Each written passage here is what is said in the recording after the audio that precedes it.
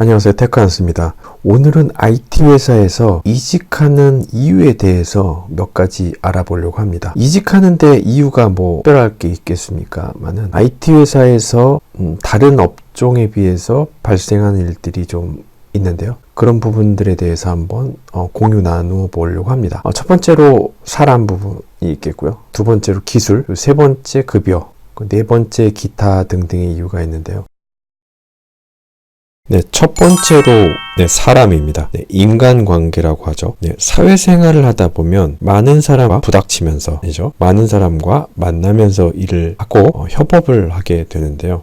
조직마다 팀마다 그리고 사람의 성향마다 자신이 선호하는 조직과 팀이 있고 자기가 선호하는 사람들이 물론 있죠. 그걸 이제 소위 정치적인 관계다라고 표현을 하는데 맞습니다. 국내 회사뿐만 아니라 미국에 있는 글로벌한 대형 회사들도 정치적으로 많은 관계들이 일어납니다. 내부적으로. 겉으로는 잘 돌아가는 것 같지만 사람이 운영하는 회사는 어쩔 수 없이 사람과 사람이 부닥치는 관계에 있어서 항상 어려움이 있습니다. 항상 어려움이 있고 꼭 IT 회사가 아니더라도 특정 업종에 있어서 더 힘든 업종도 있고 나름 수월한 업종도 있고 이렇게 좀 다양한 케이스가 발생을 하는데요. 그렇기 때문에 사람 관계는 이직에서의 첫 번째 조건이다 라고 볼 수가 있는 거죠. 다행스럽게 나의 상사, 그리고 나의 동료, 부하 직원이 나의 성향과 맞고 잘 따라와 주거나 내가 잘 따라갈 수 있는 분위기가 조성이 되면 그건 정말 좋은 관계일 수가 있겠죠. 하지만 회사 내에서의 사람 관계는 사회에서 만난 관계이기 때문에 사이가 좋을 때는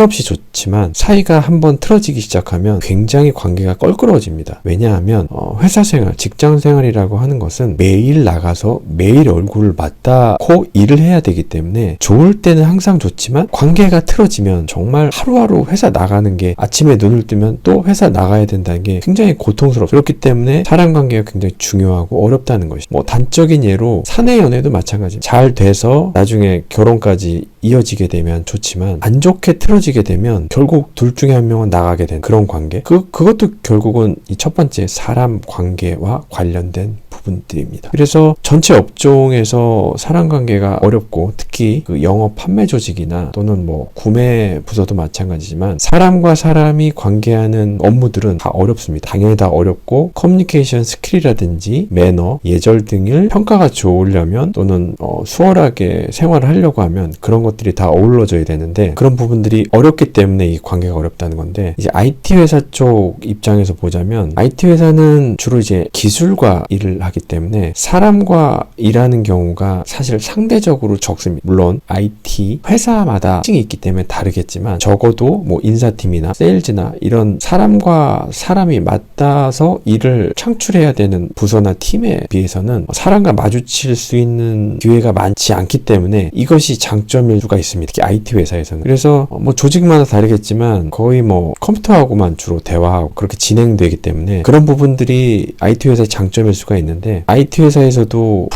프로젝트성으로 이제 사람과 사람이 모여서 일을 해야 되는 경우가 있어요. 그런 경우는 결국 거기서 이제 발생할 수밖에 없는 거죠. 사람과의 관계가. 내가 커뮤니케이션 스킬이 떨어지거나 또는 그런 부분들이 도리어 나 때문에 발생할 수도 있고 그런 성향이 이제 남에 의해서 발생할 수도 있고 뭐 각자의 그 입장이 있는 거지만 이제 프로젝트성으로 일을 하거나 또는 IT 회사에서 그룹핑을 해서 이제 일을 할 때는 결국 커뮤니케이션을 많이 할 수밖에 없습니다. 당연히 커뮤니케이션 할 수밖에 없고 하지만 IT 회사도 결국은 상하관계나 옆에 그 수평관계 이런 관계들이 꼭 좋은 것만은 아니에요. 그래서 IT 회사도 결국 사람 때문에 이직을 할 수도 있지만 그것이 확률적으로 타 업종에 비해서는 그렇게 높진 않다.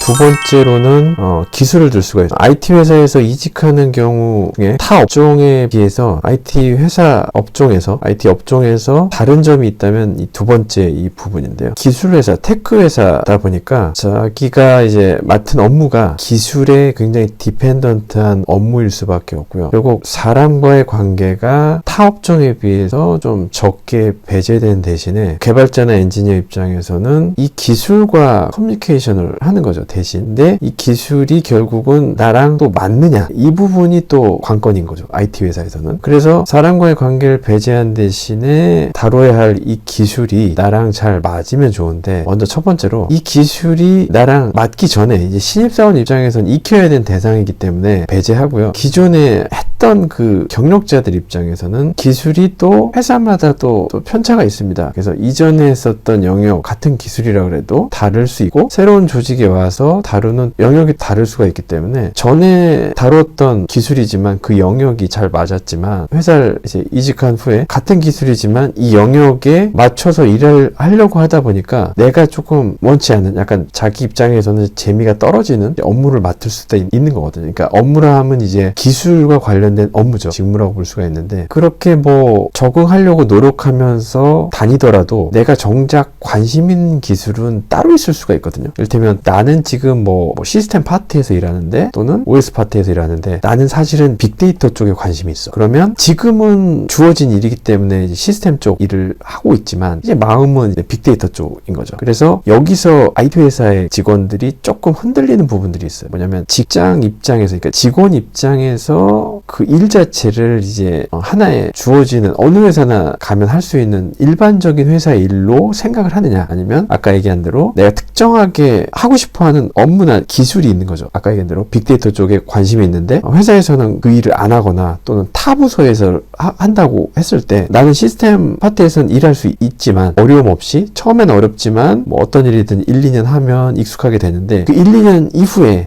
계속 흥미 없는 이 일을 계속 하느냐, 할 수도 있어요. 계속 그냥 하면 됩니다. 근데 이것보다는 내가 원하는 테크나 기술이 있다면 그쪽으로 이제 바꾸고 싶어 하는 것. 기회가 좋으면 뭐 스카우트도 될 수도 있지만, 사실은 현실적으로 안 맞는 게, 내가 하고 있는 건 시스템 파트인데 어떻게 빅데이터 회사에서 본인을 스카우트를 해갑니까? 그건 말이 안 되고요. 결국 내가 지원을 하거나, 아니면 전에 말씀드렸듯이 사이드 프로젝트를 통해서 빅데이터와 관련된 업무를 스스로 프로젝트성으로 다뤄보거나, 또는 뭐 다른 해커톤이나 이런 다른 커뮤니티에서 그와 관련된 프로젝트를 할 때 조인해서 그 경험을 하든지, 아니면 뭐 오픈소스 쪽에서 내가 기여를 한다거나, 이런 다양한 방법으로 하려고 시도를 하지 않는다면 결국은 빅데이터 쪽이라면 그쪽 회사로 가고 싶어하는 마음이 있는 거죠. 그래서 IT 회사 쪽에서는 사람 관계의 부분보다는 기술 관계에 대한 부분이 사실 많습니다. 그러니까 연령이 이제 낮은 분들은 아무래도 기술 테크 쪽으로 관심이 있는 분들이 많아서 이 업종으로 왔기 때문에 당연히 기술 트리에 관심이 많고, 내 기술 트리를 때로는 키우기 위해서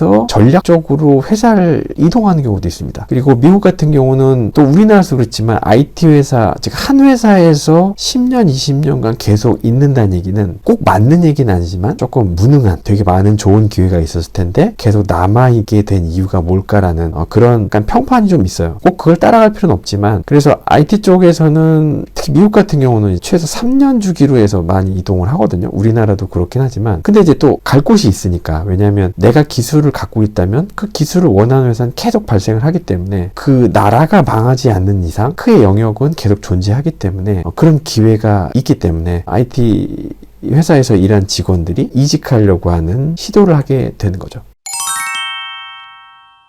네, 세 번째는 이제 급여에 대한 부분인데요. 급여에 대한 이직 조건은 당연히 굉장히 높은 순위일 수밖에 없고요. 하지만 이 급여에 대한 기준과 판단을 자기가 생각할 때 낮을 수도 있고 높을 수도 있어요. 근데 자기가 일한 만큼 받는다는 기준을 뒀을 때 이것 또한 굉장히 상대적일 수가 있다는 거예요. 내가 일한 만큼이 과연 어디까지인가? 내 연차에 어느 정도 받아야지 내가 일한 만큼 받는 것인가? 또는 내가 일한 만큼 이상 받으면 안 될 것인가?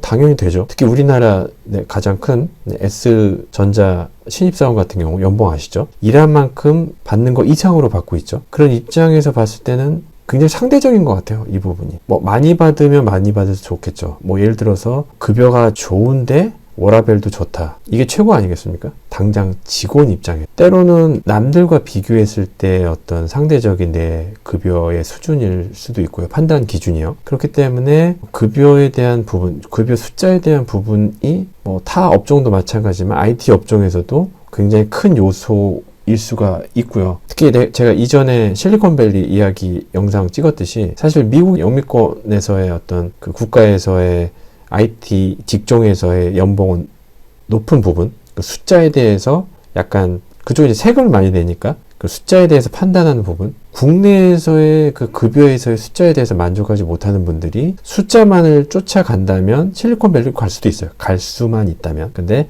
사실 거기 가서도 뭐 안정적으로 자리 잡히면 좋겠지만 그 과정에 있어서 결코 만만치 않다. 그래서 이 급여 부분은 네, 뭐 IT 업종뿐만 아니라 전 세계 공통 표준이죠. 그런데 꼭 높은 연봉과 급여를 받는 기회가 오면 좋겠지만 꼭 그게 필수적인 조건은 아니라고 생각을 해요. 아까 얘기한 대로 사람이 좋고 기술이 나한테 맞고 통근 거리라든지 뭐 여러 가지 워라밸이나 이런 것들이 잘 맞는다고 한다면 굳이 급여를 쫓아서 워라밸을 포기하면서까지 그런 높은 고액 연봉을 받으려고 바둥바둥 할 필요는 없지만 자기 연차에서의 어느 정도의 평균적인 급여는 조금 인지하고 그것과 맞추어 나가면서 좀 자기의 테크트리나 커리어 패스를 높일 수 있는 한 단계 점프업 할 수 있는 이직은 IT 업종에서는 필수다. 왜냐하면 같은 조직이나 회사에서 내 직급이나